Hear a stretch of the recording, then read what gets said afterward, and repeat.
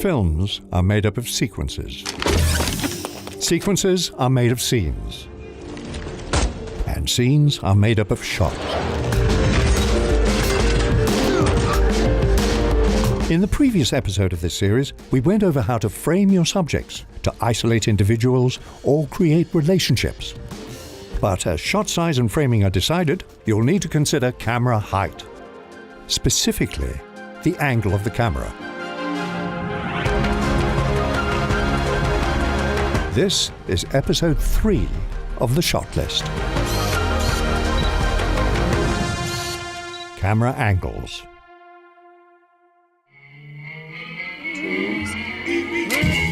If shot size and framing are used to isolate what we are looking at, camera angles are all about how we are meant to perceive them. That adds yet another layer of meaning to every camera shot. We'll be looking at 9 different types of camera angles. As we cover each camera angle and technique, we'll be filling out a shot list using Studio Binder that you can download and reference. Now, let's begin with our first camera angle, the low angle. Any shot that finds itself below a subject's eye line, looking up at them, is a low angle shot.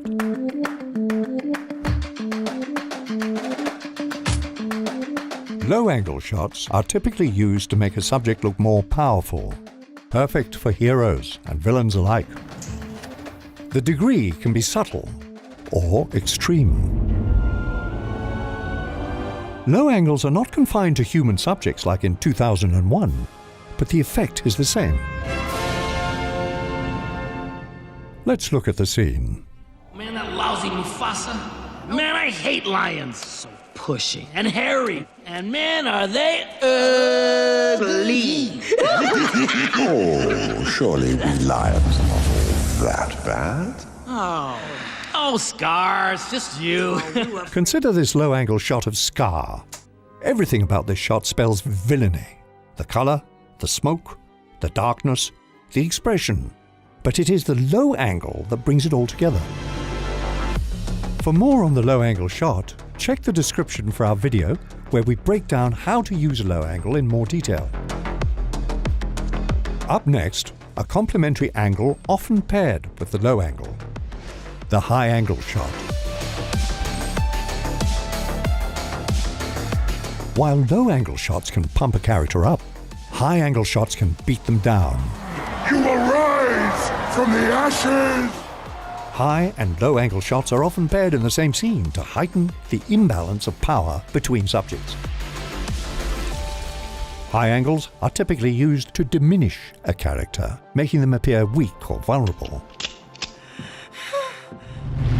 An extreme variation of the high angle is the aerial shot, typically used to establish environments, cities, landscapes, or to present characters moving through a larger world.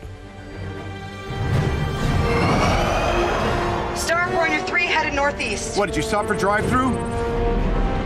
For a rather extreme example of a high-angle shot, we look to the Avengers. A powerful hero needs a powerful villain. And what better way to challenge our muscle-bound protagonists than a threat that dwarfs them? In the description, you'll find a link to our high-angle video essay where we break down how to use this towering shot to convey narrative or character details and elicit a viewer's emotional response. When high angles approach 90 degrees above the subject, they become the overhead shot. An overhead shot, also known as a bird's eye view or a God's eye view, finds the camera directly above the subject, shooting straight down. Overhead shots are great for showcasing complex movements, and they could suggest a connection to the divine, or to capture the horrific details of a crime scene. Consider this moment from The Master.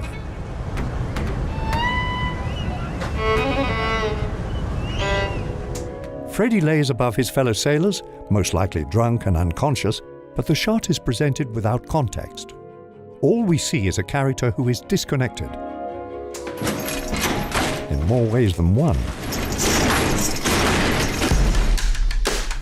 And now, an angle that puts us off balance. The Dutch angle.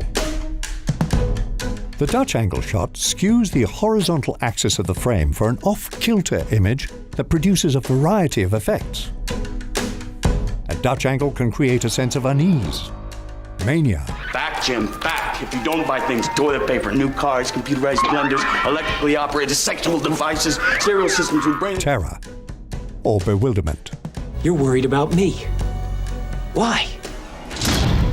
A Dutch angle can also be used to magnify tension. Fight the power! Fight the power! Fight the power! In Do the Right Thing, director Spike Lee uses Dutch angles to intensify the vitriol between embittered characters. Get that jungle music off! We ain't in Africa! Why ain't gonna be about jungle music? Why ain't gonna be about Africa? As the racial tensions rise to a boiling point, so does the angle of the tilt.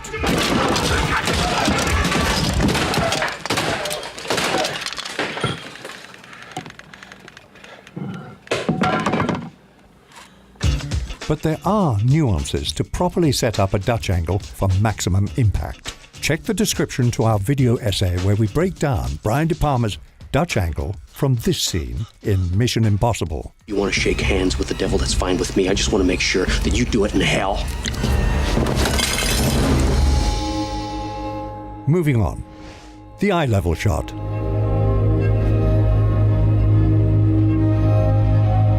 Shooting an eye level is perhaps the most commonly used camera height. For the audience, it is the most natural height to regard a character. An eye level shot doesn't impose judgment on a character in the way a high or low angle shot does. But that doesn't mean it can't be engaging or dynamic.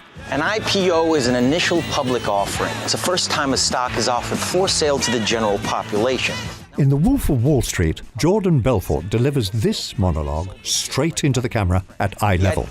Look, I know you're not following what I'm saying anyway, right? That's okay, that doesn't matter. The real question is this: was all this legal? Absolutely f***ing not. The eye level shot, along with breaking the fourth wall, creates an instant connection to Jordan and his scheme. For more on the fourth wall, check the description for a video essay on how it can be used to create an instant rapport with your characters. Now, if we drop just a little below the eyes, we land at our next camera height. The shoulder level shot. If eye level is the most common and neutral shot height, then shoulder level is the runner-up. The lower position gives the illusion of a slightly low-angle shot without its heavier connotations. Shoulder level shots are often used during conversations and frequently become an over-the-shoulder shot, or OTS. They can also emphasize a height difference, which translates visually to a power difference. Whoa! Damn! In a romantic situation, the barely upturned eye line can enhance an affectionate glance. In our OTS video, we break down this scene from Westworld. In the beginning, I imagined things would be perfectly balanced. To illustrate how camera placement can connect or disconnect your characters. On to our next camera angle. The hip level shot. The hip level shot can be found in every genre, but it makes its home in the Western, often in conjunction with a cowboy shot, which we covered in episode 1, Shot Size. The principal reason for this is because gun holsters rest at hip height. Let's look at Sergio Leone's The Good, the Bad and the Ugly.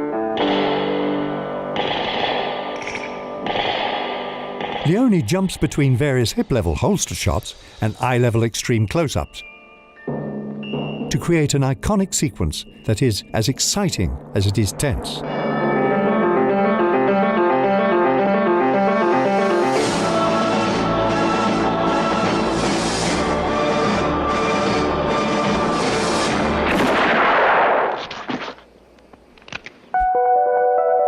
Just below the hips is our next camera height, the knee level shot.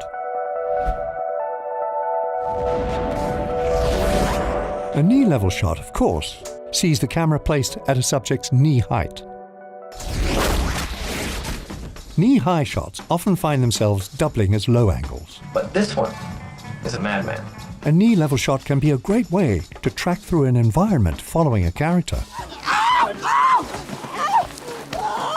And can be a good way to showcase character details that might be missed in a wider shot. Like in this moment from Forrest Gump. Run, Forrest, run! This perfectly chosen knee-level shot gives us a front row seat to his personal triumph. Run, Forrest, run!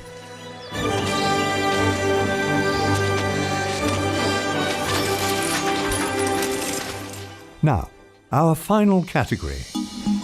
The ground level shot. A ground level shot finds the camera placed all the way down on the ground, or sometimes even slightly below ground. Ground level shots often double as low angles if there is any degree of upward tilt. Shooting from ground level can be a stylish way to track a character's movement through a scene, or to capture details within the setting. The Shining features one of the most iconic ground-level shots of all time.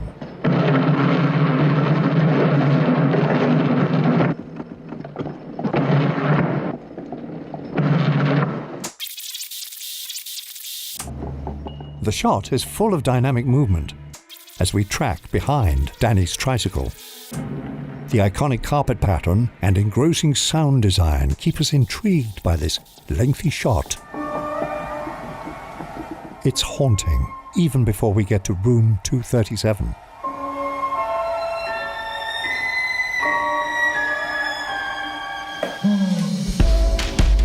So when you sit down to create your shot list, consider how the camera angle, or height, affects the messaging. Be creative with your choices, don't just settle for what's expected. And don't worry about remembering all of these camera angles. If you're using our shot listing software, all of these options are built in. Mix and match, try different combinations of shot sizes, framing, and angles. Get creative. You can find a link to Studio Binder in the description. It's free to get started. You'll also find a link to this full shot list and storyboard. Use it as inspiration for your next shoot. In the next episode of the shot list, we'll turn attention to camera focus, or depth of field, and how they can be used to draw the audience in. That's it for now. It's time to take your shots to new heights.